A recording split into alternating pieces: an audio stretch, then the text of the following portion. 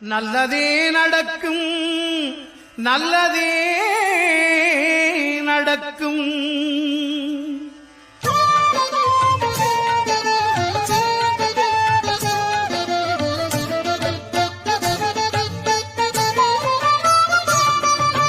ஒன்பது கோளும் ஒன்றாய் காண